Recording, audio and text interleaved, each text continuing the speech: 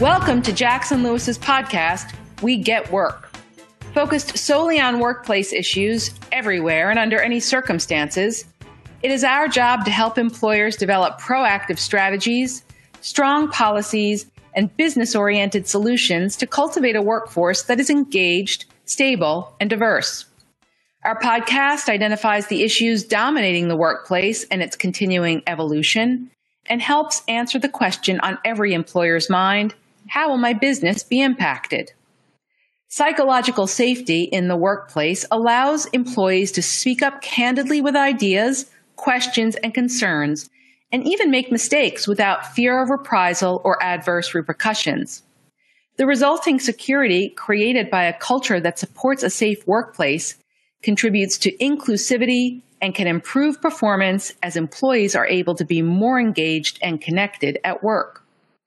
This episode of We Get Work explores steps employers can take to foster psychological safety, in turn creating more mental space for employees to think creatively, share their unique perspectives, and be more actively engaged in problem solving.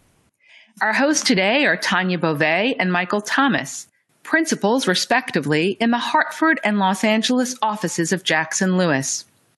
Tanya and Michael have both received a diversity and inclusion certification from Cornell University and conduct D&I training for clients.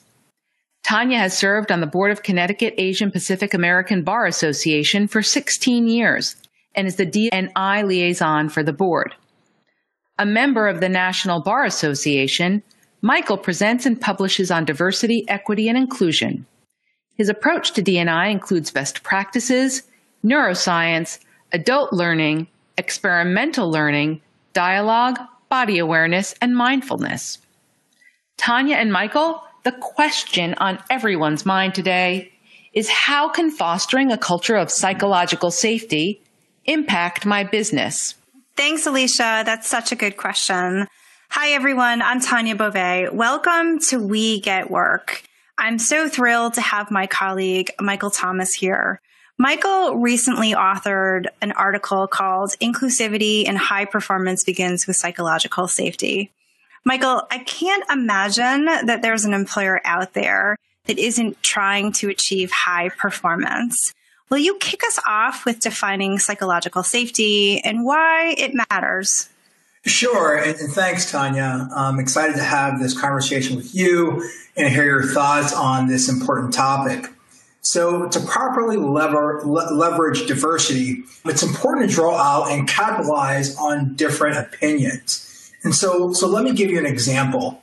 If you bring together two or more people with different perspectives on a challenge who are both willing to both advocate for their point of view and also really listen, they'll come away with a third solution that's distinct from what they originally came to the table with, and stronger and more committed to that third solution because they came up with a solution together.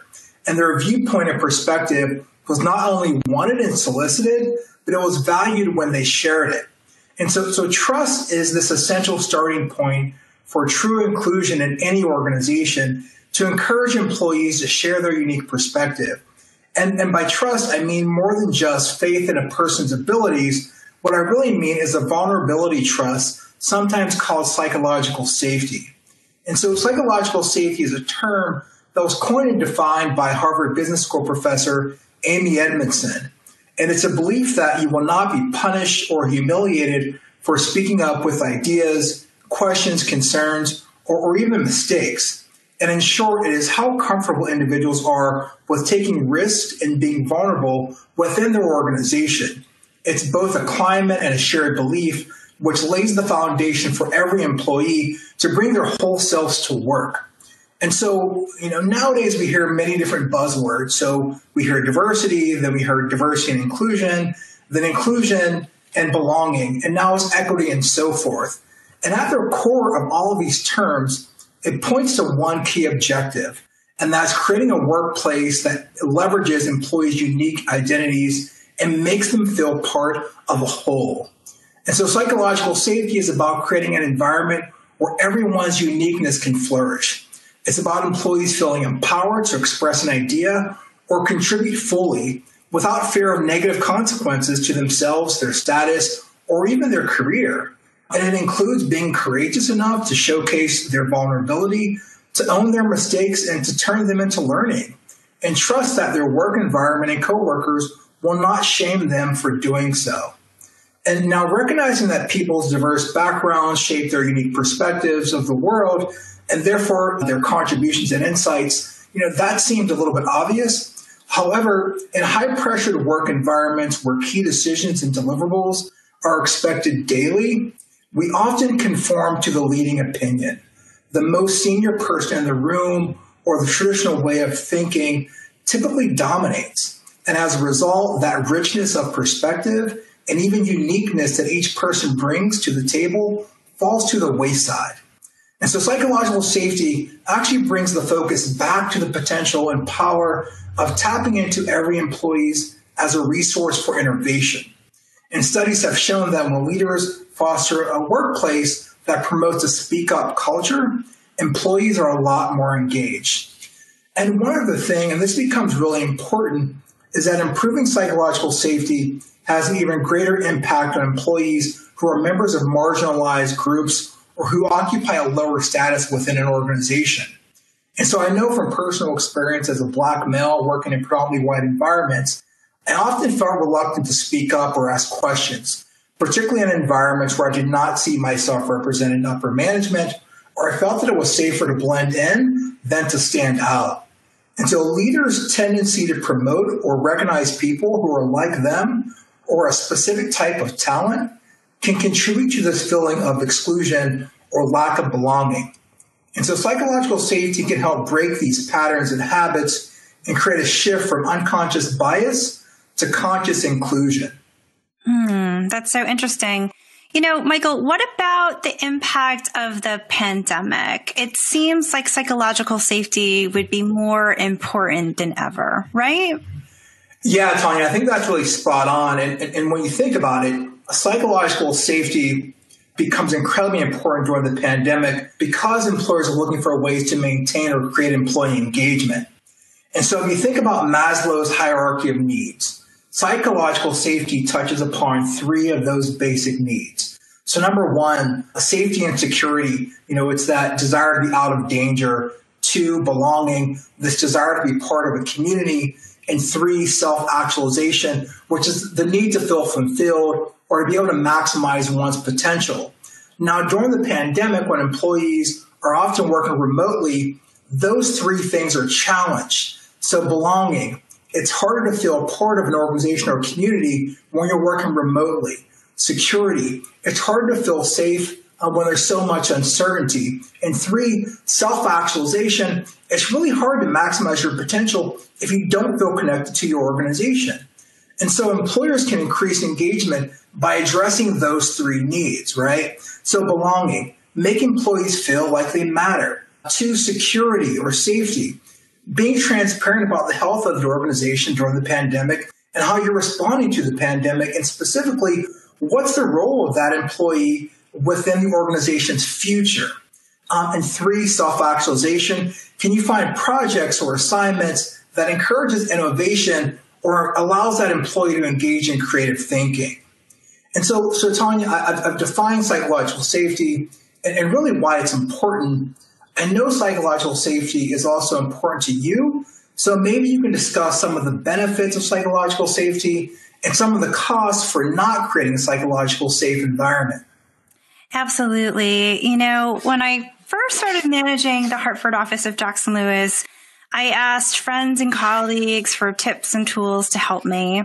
And Ivan Fong, who's the general counsel of 3M, recommended a book, The Speed of Trust by Franklin Covey. And Franklin Covey's simple formula says that as the level of trust increases, the speed of delivery increases while the cost of doing work goes down. In psychological safety, that plays such a huge role for trust. So I really like how it is that you've broken that down. Studies show that employees who feel both physically as well as psychologically safe will be happier at work, able to innovate and collaborate, and also are more likely to be more productive too. To go through some of the other benefits, There is employee retention and attraction. So when a workplace has high levels of psychological safety, employees are more likely to stay in their jobs rather than look for new opportunities. And it's also likely that they'll recommend their workplace to friends who are looking for employment. For employers who want to be employers of choice, as well as are really focused on diversity, equity, and inclusion, this can be such a tremendous benefit. Another benefit might be improved collaboration.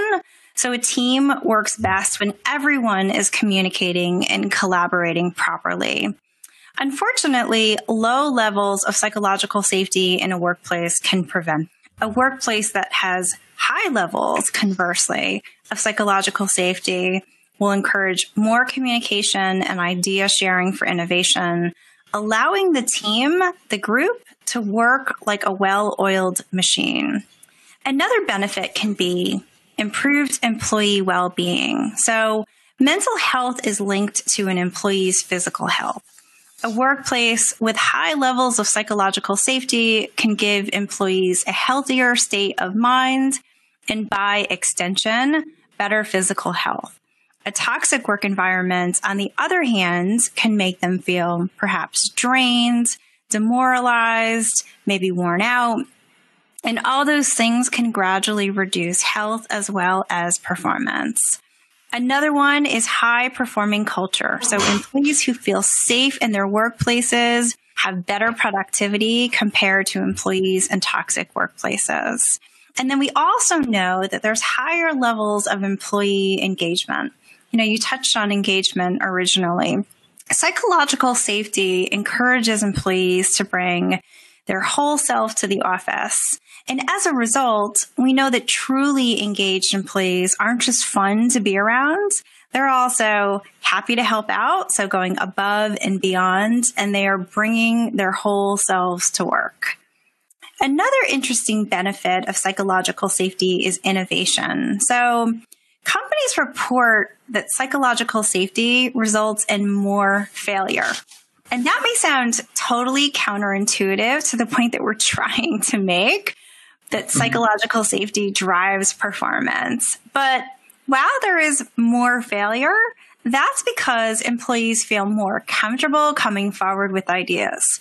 So that means more innovation, more creativity, and that equals more failure, but also so many more successes. That's fascinating, Tanya. And as you point out, trust is so important. And as we know, difficult to create, but often easy to destroy. But what about the flip side, or cost in not creating a psychologically safe environment? The cost of not having a psychologically safe environment can be significant on the employee and the organization. So, with respect to individuals, the issue to think about is if team members can't bring themselves to speak what's on their minds, that is, they self-censor themselves, then they won't experience inclusion and the group won't truly benefit from their perspectives.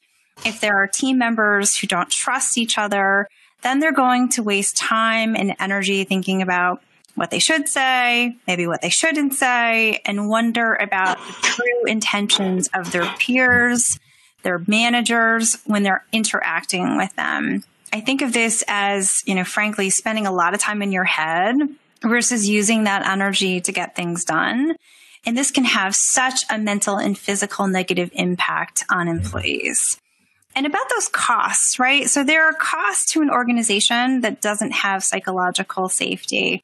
It's the opposite of what we talked about in regards to the benefits, but a little bit more. So just to rattle this off, reduced engagement, for example, siloing of ideas, or at least not sharing ideas or cross-developing them. We might expect to see some increased turnover. Perhaps there's more sick days and general absenteeism, as well as leaves of absence, lower productivity. There might be some morale issues, greater challenges with employee learning, and a greater likelihood of litigation because employees in that instance don't trust their employer. So, Michael, this raises the question, why is it difficult for organizations to create psychological safety when we know that there are so many benefits? And that is a great question, Tanya. And so many organizations preach the importance of bringing one's whole self to work, but very few actually practice it. And so why is that? So it is actually hard to create a culture where employees feel they can take risks without fear of failure or without some adverse consequence. Put another way, it is hard for employees to trust their employers that if they take a risk or share their perspective, they will not be punished or their career will not be impacted. Or for members of marginalized communities, it is hard to trust that, for example, me as a Black employee, if I make a mistake or speak up, that will not trigger a form of bias that will negatively impact me or potentially my career. So I might choose to blend in rather than speak up and take those risks. And the truth is that the level of openness employees feel is directly correlated with leaders' own ability to be vulnerable and also transparent. So there's really two things that I often advise leaders in trying to build psychological safety. So the first is to encourage curiosity. So get to know the people on your team and try to understand their background and what shapes them. Invite unique perspectives during meetings and invite contributions from everyone. So for example, if you're one of the most senior people in the room, ask junior colleagues for their contributions first. Listen more, talk less, and build on suggestions to show active listening and acknowledgement. And the second thing that I often advise is to lead with courage and vulnerability. So what does that mean? Be transparent in communication.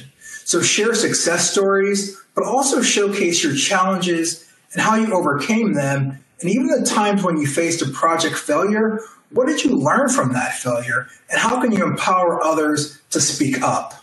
And I know from personal experience as an African-American professional working in predominantly white environments, when leaders are transparent and discuss how they overcame challenges, it actually gives me permission to trust and to show up more authentically instead of blending in. And so psychological safety is challenging, as we talked about, Tanya, to create, but everything is not doom and gloom. So Tanya, are there things that organizations can do to overcome barriers to creating psychological safety? Yes, for sure. So many companies are doing diversity and inclusion training these days. We do diversity, inclusion, and bias training where we talk about why diversity and inclusion matters and what the moral and business case is. We talk about social identities and how diversity and inclusion can be a game changer for an organization. Michael, I know you also do trainings and trainings that focus on bias. Can you talk about the importance of bias trainings? Absolutely. So bias can be a barrier to implementing a successful DEI initiative. So even if you have the best DEI initiative, if you have not worked on mitigating your own personal biases, those biases will limit your DEI efforts. And so Einstein has this famous quote, and what he says is that you can't solve a problem with the same mind that created it. So part of bias training helps you identify how you think and how your own thinking can create barriers to inclusion. And by discussing bias and ways to mitigate bias, we actually help leaders begin to view DEI with a new mindset. That's right. The training focuses on strategies to interrupt bias and changes that organizations can make to avoid bias. And Michael, what are some other things that companies can do to increase psychological safety? Yeah, so beyond training, we also conduct a DEI diagnostic and DEI climate studies. And this is really a deeper dive into DEI. And so the DEI diagnostic begins with an orientation session to help us understand the client's current DEI structure and performance. We then provide an initial document and data request, seeking documents and data related to DEI, followed by us reviewing and assessing that material provided, and then conducting some interviews with knowledgeable executives and following up with some clarifying questions as needed. And once we have assessed the information provided, the process then concludes with our analysis and a very interactive presentation of our findings and recommendations. And so the climate study is a tool that allows an organization to monitor and assess the inclusiveness of the work culture. It involves interviews and surveys that solicit information regarding how people feel about their jobs, their personal experiences, their work group relationships, and the organization's attitudes towards diversity. And the outcome of these interviews and studies often reveal how people assess their environment, growth opportunities, and the inclusiveness of the organization and management's attitude towards diversity. And so, Tanya, are there some additional things that organizations can do? Yeah, absolutely. I love the idea of a D&I assessment or a climate survey. Our partner, Weldon Latham, in the corporate DEI group is keeping busy with in-depth D&I assessments. And I know that our colleagues, Monica Ketterball and Susan Friedfeld and Nick Simpson, are doing more and more higher ed climate surveys these days. But, to address your question, so another way that companies can work on psychological safety is to review internal processes. So, for example, are new employees being taught the culture of the organization and what is expected of them? Or is it trial by fire? Is there a culture of blaming, or is it rather a culture of problem solving? Are goals clearly communicated to employees, and are the tools provided to employees to achieve those goals, as well as enough time to actually meet those goals? Another one is, do employees have mentors? And here I think of a mentor as a coach as well as an advocate. So someone they can bounce ideas off of without judgment, someone who will advocate for them. Another one is, are there positive role models in the workplace? Is there equity in the workplace? For example, are work assignments divvied up in an equitable way? Do employees feel like they're paid fairly? And is there equity in how information is communicated? So think of the knowledge management. And Michael, we've talked in the past about the importance of transparency. I think that's such a big one when I think about psychological safety. So do the leaders convey the vision of the organization? Do employees feel empowered to help the organization achieve that vision? When change is communicated, is it explained in a transparent way, or at least the most transparent way possible? If a leader makes a mistake, does a leader own up to it and fix it? Do the company and managers meet their commitments? For example, if the company or a manager promises to do something by a certain date, is that commitment met? Are employees asked for their feedback and input? And another one, are the leaders open to that feedback? Are employee ideas welcomed and valued? Do employees feel comfortable about asking questions? And not only that, but does management work to answer those questions? It may be as simple as the answer is, I don't know yet. And that's okay, so long as the employee can trust that someone will run down that answer for the future. Another is positive dialogue encouraged? So for example, instead of something presented as a challenge, could it be presented as an opportunity? Is there transparency on how performance is evaluated and what the process is? Do employees know what the definition of success is within the organization? And is there room for different types of success in the organization? And by that, I mean, not every employee will define success the same way. And is that okay? Another piece for psychological safety is whether or not employees know how they can advance. So for example, is there a secret handshake? And maybe not, but all kidding aside, does the organization communicate the tips and tools on how to navigate the organization? We're also hearing that so many companies are grappling with engagement, something that you mentioned earlier, particularly with so many employees who are working remotely. So to that point, do employees feel engaged? Do they feel like their organization cares about them as people? And this last one is critical, particularly in the middle of a pandemic. Wow, Tanya, that's just a lot of information and really some compelling insights into this incredibly important and timely topic. But working with you, Tanya, I am not surprised. It is always a pleasure hearing your perspective. And I've really learned a lot. Me too. Thank you so much for sharing your perspective and really in such a personal way. Oh, of course. And I look forward to continuing to work to address the ever-changing and challenging world of DEI-related issues. Absolutely. So do I. So thank you so much for joining this podcast with me and talking about such an important topic. And thank you to everyone for joining us. Thank you for joining us on We Get Work. Please tune in to our next program, where we will continue to tell you not only what's legal, but what is effective. For more information on today's topic, our presenters, and other Jackson Lewis resources, or to subscribe to our podcast, visit jacksonlewis.com. And as a reminder, this material is provided for informational purposes only. It is not intended to constitute legal advice, nor does it create a client-lawyer relationship between Jackson Lewis and any recipient.